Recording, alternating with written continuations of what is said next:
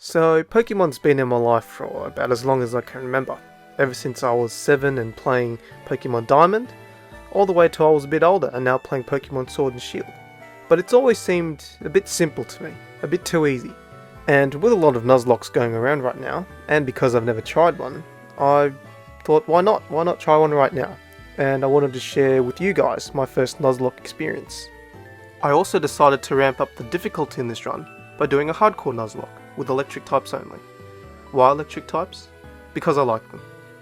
The full rule list of a hardcore Nuzlocke will be in the description, but the gist of the rules are that a Pokemon that faints cannot be used again, I can only catch the first electric type Pokemon in each area, items cannot be used in battle but held items are okay, I must play on set battle style, and the level restriction is the next gym leader's best Pokemon or the final Elite Four member's ace.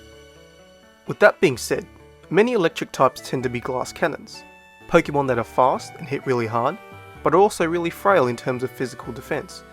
A few that come to mind are Raichu and Jolteon, but oddly enough, they are one of the best defensive type Pokemons around, as their only weakness is ground, and there are very few Pokemon that are ground type in Johto. Speaking of Johto, the selection of electric type Pokemon in Heart Gold and SoulSilver is very limited. But for this run, since we cannot use legendaries, Raikou is not an option. Also, Electabuzz is only available in the post-game, so that line can't be used either. That means that we'll have exactly 6 different Pokemon to use. That in itself is a challenge, but the real challenge will come from that cow in Goldenrod. Yeah, I'm not looking forward to that battle, but with that being said, let's get right into it. To begin, I wave my magic wand and Pichu magically replaces Totodile. This is to make the run harder, since electric is not effective against grass.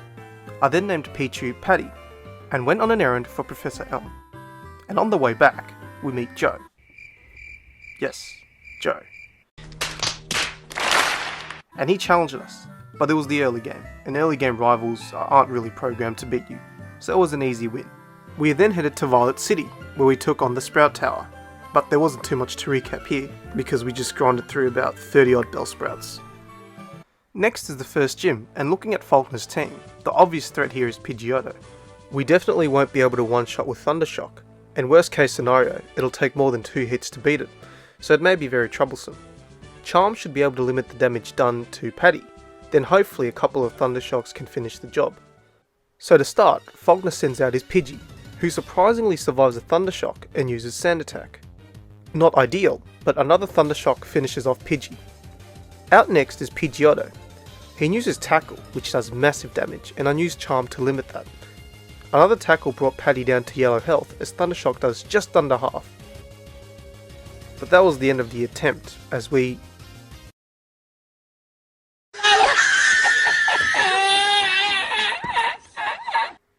Well, that wasn't what I was expecting, but I guess I'll take it. And with that, we've earned our first badge, the Zephyr badge.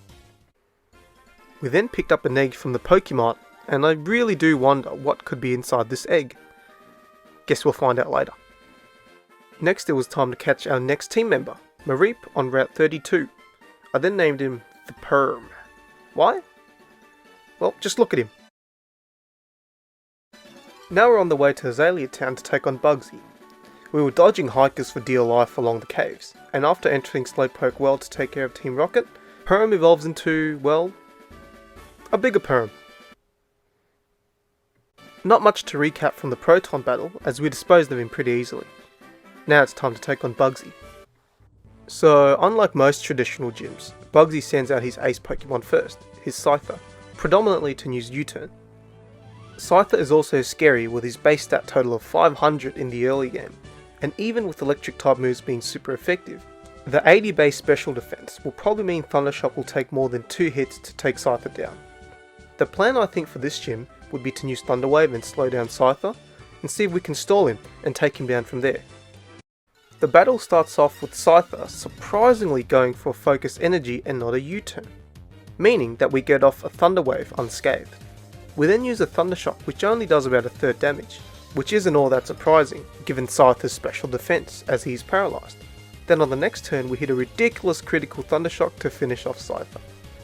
The rest of Bugsy's team was an easy sweep, and we collect our second badge, all thanks to Perm. Before moving on and taking on Joe again, I did some extra training to get Nasty Plot on Paddy, because a couple of regular Thunder Shocks is never going to hurt Bayleaf. However, during training, something interesting happens. The egg we got from Professor Elm starts to hatch, and can you guys guess who it is?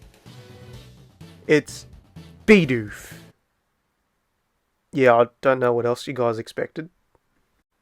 Anyway, the battle against Joe starts off pretty uneventful as we take out Ghastly and Zubat relatively quickly. Next out was the dreaded Bayleaf. We begin with a Thunder Wave as Bayleaf uses Poison Powder. Afterwards, we used a couple of Growls to limit the damage done to Paddy once we sub him in to use Nasty Plot, as Poison and Razor Leaf bring Perm into yellow health. As we switch into Paddy, we are hit with a nerfed Razor Leaf for only 9 damage. We then Sweet Kiss Bayleaf to confuse him as he uses Reflect. Paddy is then able to set up 3 Nasty Plots as Bayleaf hits in Confusion twice and uses Synthesis. But even then, our Thunder Shock barely does a quarter damage as we get poisoned. It was a close call, but we were eventually able to take down Bayleaf with a couple more Thunder Shocks. Now we have Whitney, everyone's favourite gym leader. And looking at her team, there's really only one thing you need to look at. Yes, the cow. The cow has pretty good special defense in the early game, so it'll be pretty difficult to get the job done with Thunder Shock. So I decided to go get the TM for Thunder and teach it to Paddy. Another problem here is that the cow is holding a Lumberry, meaning that we won't be able to paralyze it in a single turn. This cow also, for some odd reason, has 100 base speed, so it will outspeed Paddy. This means that Parafuse probably isn't worth attempting on the cow here. But we can do it on Clefairy, and once we do this, hopefully we're lucky enough to get a couple of Nasty Plots off to be able to sweep Whitney with Thunder. With that being said, let's go. We start off by paralysing Clefairy, who luckily can't move. Next turn, Paddy uses Sweet Kiss as Clefairy hits itself in Confusion. We then set up a Nasty Plot as Clefairy uses Metronome, which resulted in Amnesia, sharply raising its special defense. We spend another turn setting up Nasty Plot as Clefairy snaps at a Confusion, but is paralysed. So then I decided to spend another turn to use Sweet Kiss, but Clefairy broke through the Power Fuse, only to mimic Sweet Kiss. The next turn, Paddy sets up the final Nasty Plot as Clefairy hits itself. A Thunder then finished it off, and out next was the cow. A Stomp nearly took out Paddy, leaving him with only 3 HP, but a Thunder was lucky enough to finish off the cow in one shot, saving us from reattempting this run. It is seriously relieving to be able to beat this gym, as it was the one I was most worried about, and with that we've earned our third badge, the Plain Badge. We can now add 2, but technically only 1 new team member. The first being Eevee, who can evolve to Jolteon at a later stage with Thunderstone, so we can't use one just yet. To get Eevee, we headed north to Equitique City to meet with Bill, and then headed back to Goldenrod to pick up the Eevee from him, and named him Evening. Next, we headed back to Equitique City and onto Route 38 to catch a Magnemite, and named him Bob. I then did a little bit of training with Bob to catch him up to speed with the rest of the team before our next rival fight against Joe. Bob then instantly proves his value to the team, as a couple of Sonic Booms is able to take out Bayleaf. That was pretty much it for rival Joe because the rest of his team was an easy sweep. Next up is Gym Leader Morty, and whilst Gengar is the biggest threat here, his 2 Horners are not to be underestimated. With a base stat total of 405, you may think it's not that bad, but trust me, they can be bad. It has base 115 special attack and 95 speed. It could be very dangerous if we're not careful. Back onto Gengar, and I think we probably need to paralyze him and have Perm use Charge to limit the damage of Shadow Ball, and try to chip away at his health with some buffed Thunder Shocks. Let's get into it. Morty's Ghastly starts off with a mean look as we paralyze it. I then set up a charge to build out special defense, and then we finish off Ghastly with a Thunder Shock, as Morty then sends out his Gengar. We land a Thunder Wave, and I decide to beef up Perm even further with Charge as Hypnosis puts us to sleep. Perm wakes up in the next 2 turns to hit a Thunder Shock for only a quarter damage.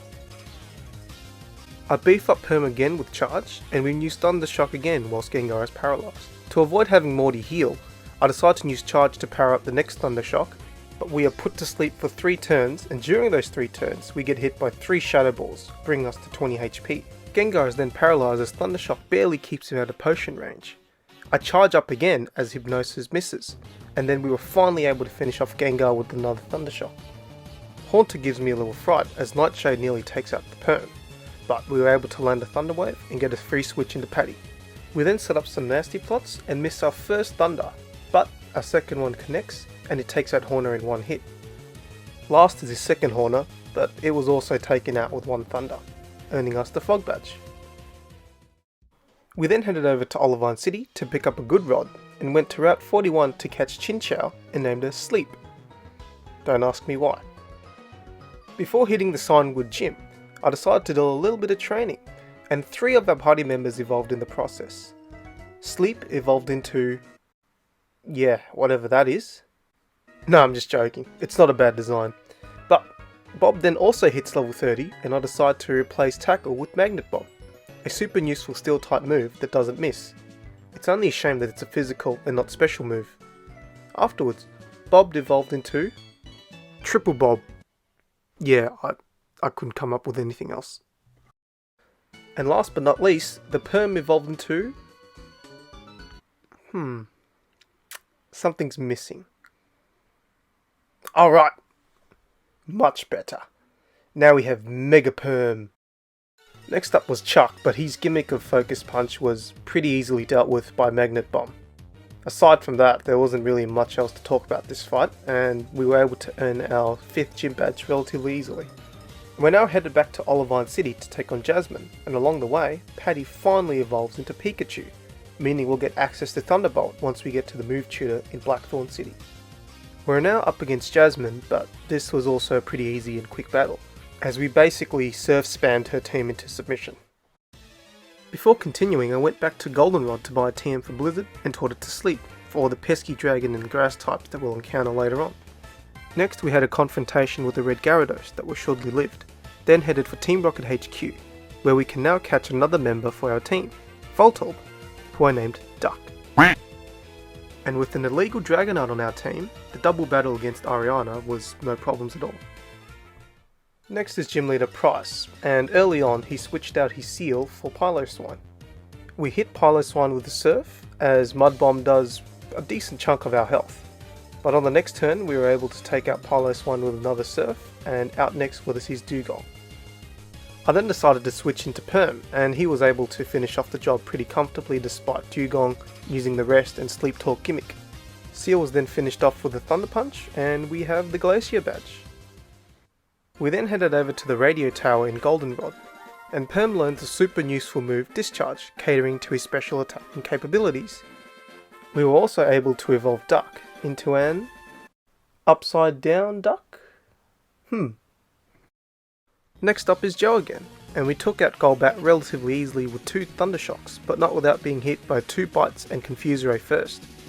Meganium is out next, and it sets up a Reflect before we could paralyze it. Magnet Bomb does absolutely bugger all after Reflect, as Paddle Dance does a big chunk on Bob's health. We were lucky enough to hit a critical, bringing Meganium to around half health as he uses his last Petal Dance before Confusion. I then decided to bring in Sleep, whilst Meganium is parafused as it hurts itself. Blizzard then finished the job as Joe sends out his own Magnemite. A single Surf takes it out and Haunter is sent out next. I decide to use Confuse Ray as Shadow Ball does decent damage. Horner then uses Mean Look as Surf nearly one hits. He then hits his own Confuse Ray, but Sleep comes through and ends Haunter. Sneasel is Joe's last Pokemon, and Feint Attack does quite a bit of damage, and Surf barely cracks half health. I was confident we could survive another round, but not only got hit by Sneasel, but ourselves as well, leaving us with 6 HP. I then sent out the Perm, and he was able to finish things off comfortably with Discharge. We took care of the Team Rocket executives fairly easily, and headed off to Blackthorn City. Here, I quickly went over to the move tutor and taught my boy Paddy Thunderbolt. Now it was time for our battle against the last gym, the Dragon Gym. Looking at Claire's team, we should be able to one-hit her Gyarados, and Dragonair shouldn't be too much trouble with Blizzard. The real worry here is Kingdra. With its excellent stats and excellent moves, it will be difficult to take down. So I think my best bet here is to Parafuse and try to chip away at its health because we don't have a super effective move. Claire's Gyarados starts off with a Dragon Rage for a static 40 damage. We then hit a Discharge and she then sends out her Dragonair. But we miss our first Blizzard attempt and get nailed with a Dragon Pulse. Blizzard connects on the next turn but painfully leaves Dragonair in red, as it heals us with Thunder Wave.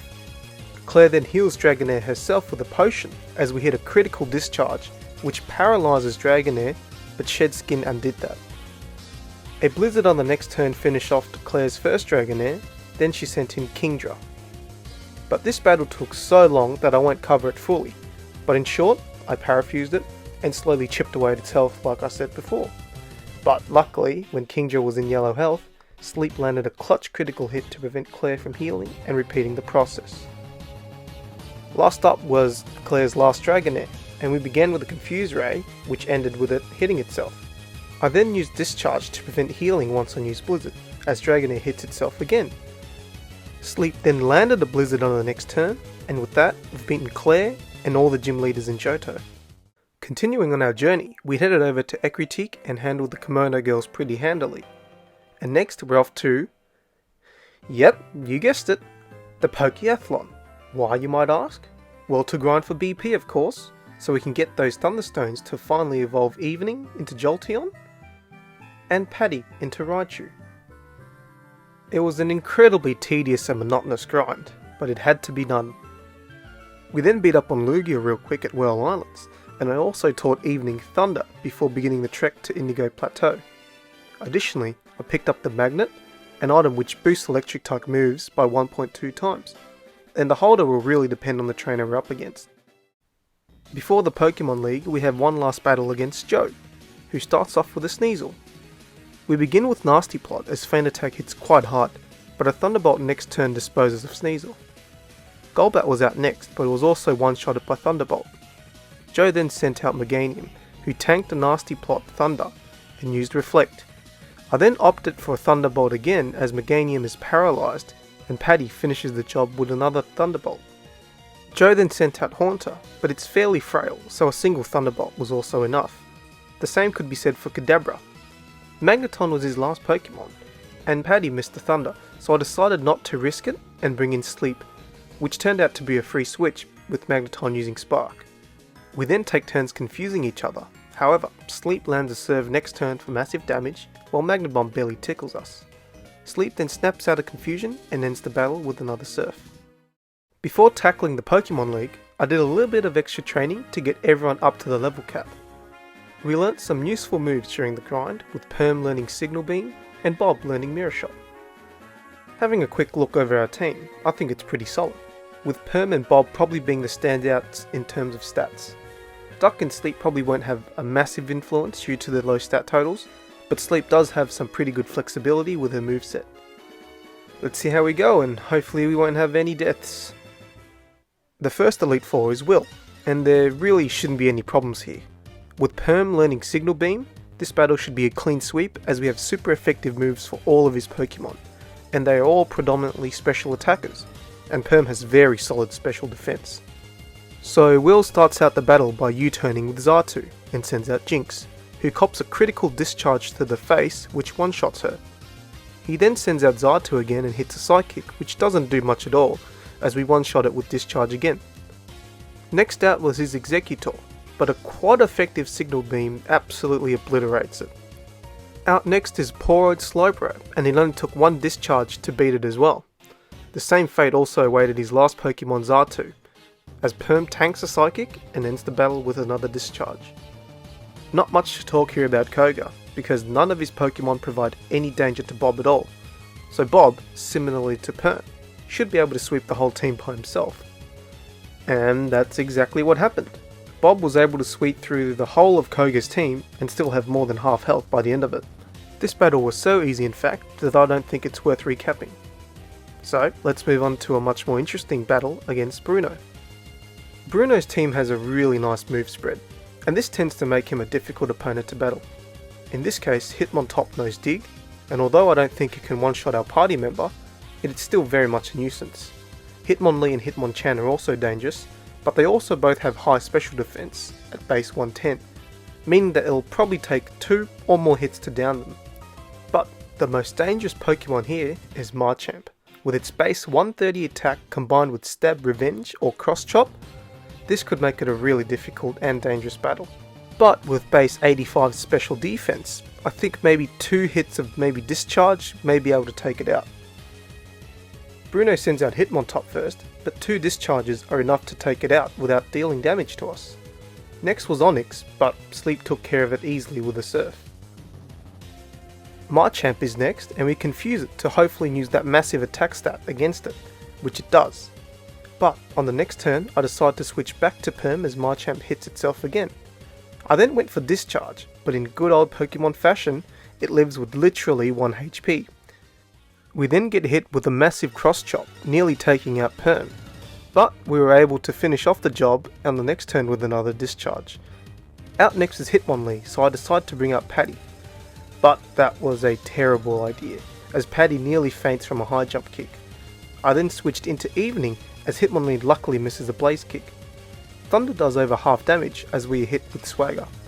I then go for a Thunder Shock to be safe, but it was anything but, as it doesn't even take out Hitmonlee, allowing Bruno to set up Focus Energy and heal up on the next turn.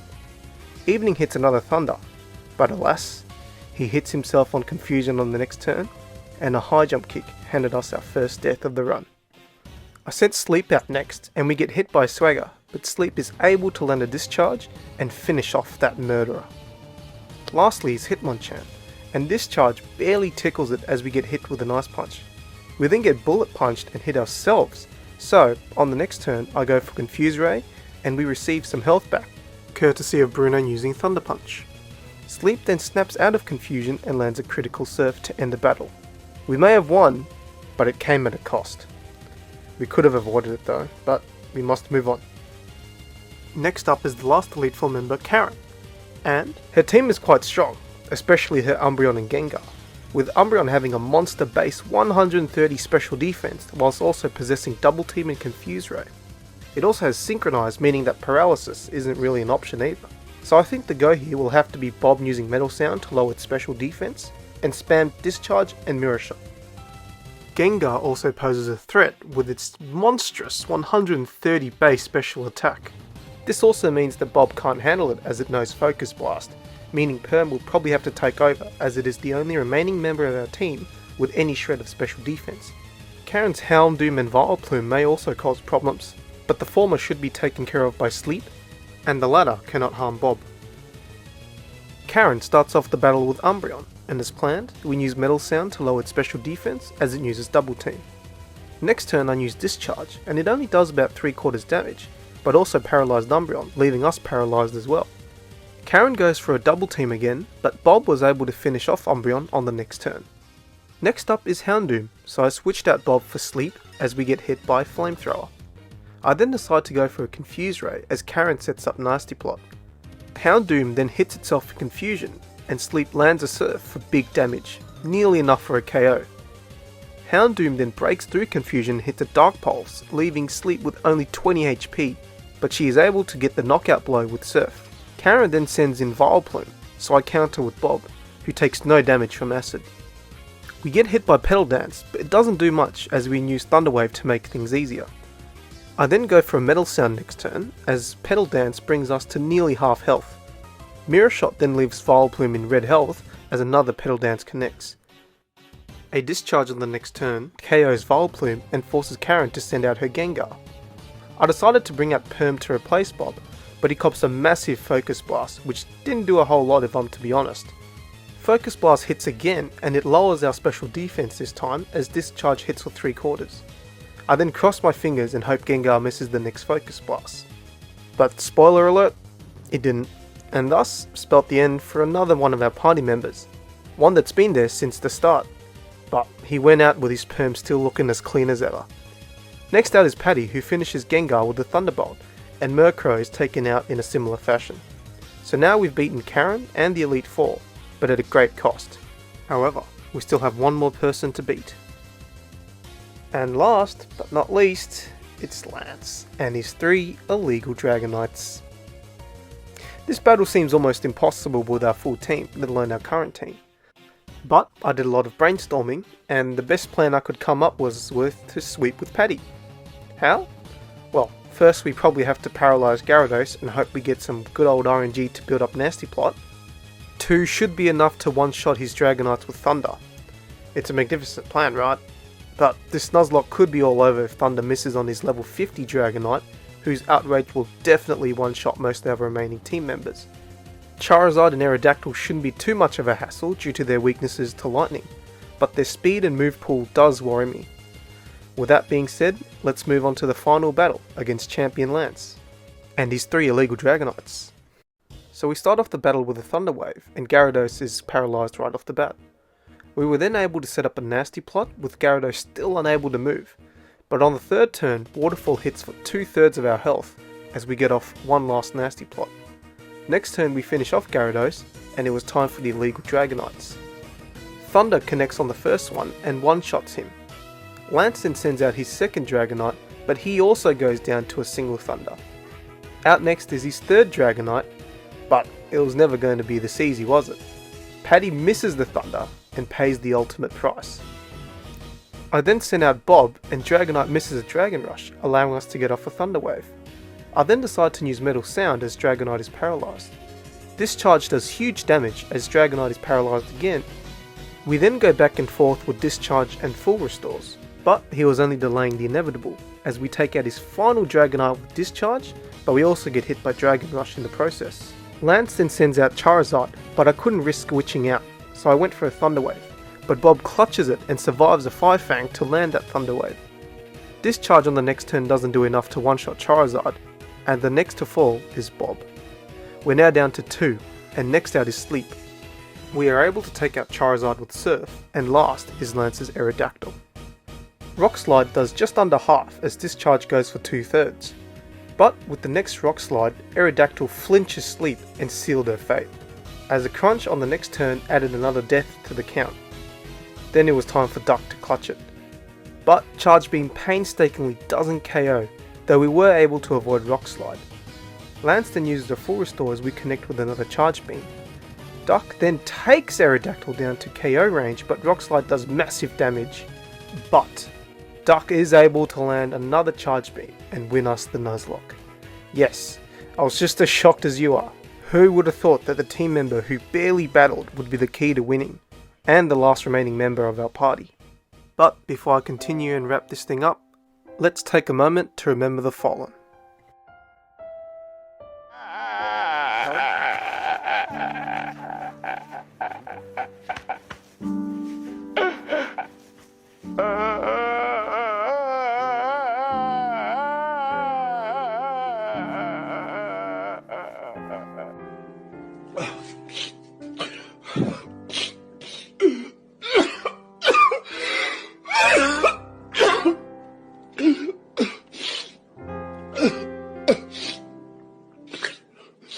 Anyway, that's enough of the doom and gloom.